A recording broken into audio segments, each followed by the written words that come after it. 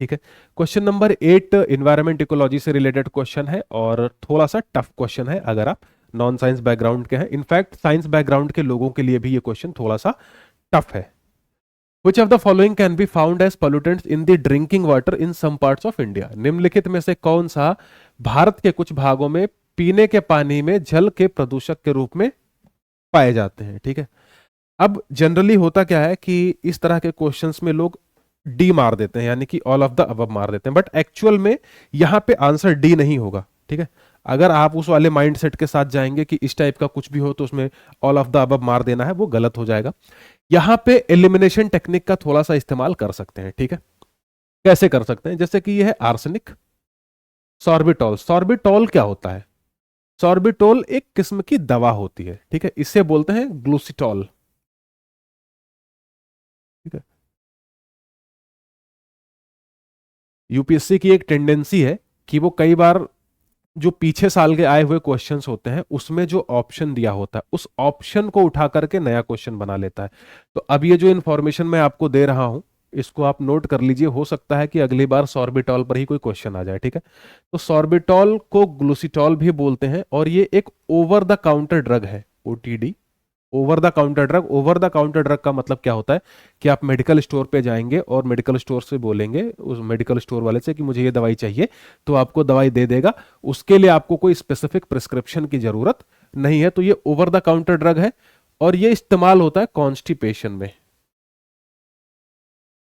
ये कॉन्स्टिपेशन या जिसे कब्ज बोलते हैं, कॉन्स्टिपेशन में सॉर्बिटोल का इस्तेमाल होता है। सॉर्बिटोल क्या करता है? जब आप सॉर्बिटोल खाते हैं या ग्लूसिटॉल खाते हैं तो ये आपके इंटेस्टाइन्स में जाता है। इंटेस्टाइन्स में जाने के बाद ये बॉडी के बाकी पार्ट से पानी को खींचता है आंतों की तरफ। आंतों में जब वो पानी खींचता है तो जो स्टूल है, यानी कि जो मल है आपके आंतों में जमा हुआ जो सूख गया है, जब उसको पानी मिल जाता है तो वो बहुत इसलिए पास हो जाता है हमारे एग्जिट पैसेज से। तो ये सॉर्बिटॉल का काम होता है। ये एक ओवर द काउंटर ड्रग है, कॉन्स्टिपेशन में काम आता है, इसे ग्लूसिटॉल भी बोलते हैं। तो सॉर्बिटॉल एक वाटर पोल्यूटेंट नहीं है। ठीक है। तो जहां पे भी टू है उसको हटा दीजिए, यहां पे भी टू है और यहां पे भी टू है।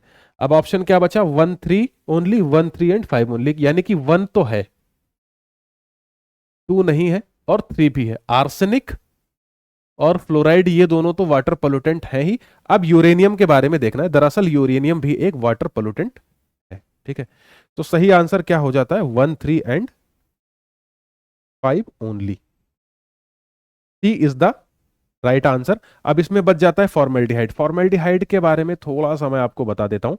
फॉर्मेल्डिहाइड जो है रूम टेम्परेचर पर एक कलरलेस एंड फ्लेमेबल गैस है। कलरलेस, कलरलेस का मतलब जिसका रंग नहीं है, और फ्लेमेबल यानी कि जिसमें आग लग जाती है। ठीक है। अब चूंकि रूम टेम्परेचर पर ये एक गैस है तो ये पानी में कैसे ही मिक्स होगा? तो ये वाला जो ऑप्शन है ये गलत है। फ्लोराइड, सॉरी, फ्लोराइड ठीक है, ये फॉर्मल्डिहाइड गलत है। सॉर्बिटॉल और फॉर्मल्डिहाइड ये वाटर पोल्यूटेंट नहीं है। बाकी आर्सेनिक, फ्लोराइड और यूरेनियम ये वाटर पोल्यूटेंट है। सॉर्बिटॉल के बारे में मैंने आपको बता ही दिया। फॉर्मल्डिहाइड के बारे में यह कि ये कलरलेस और फ्लेमेबल गैस है रूम टेम्परेचर पे, और ये नेचुरली भी ह्यूमन बॉडी में कुछ परसेंटेज में, कुछ मात्रा में पाया जाता है।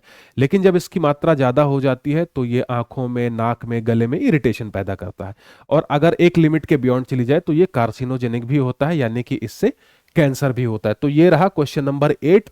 इसके जितने भी पॉइंट्स हैं अलग अलग, arsenic, sorbitol, fluoride, formaldehyde, uranium, इनके बारे में जो एडिशनल फैक्ट्स मैं आपको बताता जा रहा हूं उन्हें नोट करते जाइएगा। एग्जाम में इससे क्वेश्चन पूछा जा सकता है।